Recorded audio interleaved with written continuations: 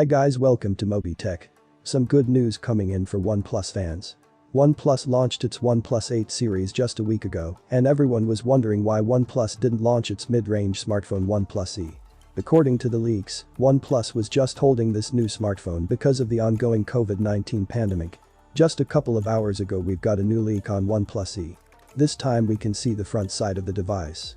As expected from leaks and rumors, this device is gonna have the punch-hole camera in the top middle of the phone. This time we're gonna have a thick bezels around the device and an earpiece on the top side of the phone. As per the leaks, OnePlus is not gonna have any stereo speaker on this device.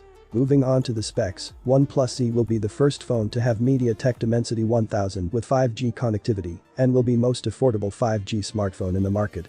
This new device will be having 6 and 8 GB RAM, coupled with 128 and 256 GB of onboard storage. OnePlus Z is gonna have the triple camera setup with 48MP primary camera, 12MP ultra-wide lens, and a depth sensor for the portrait effect.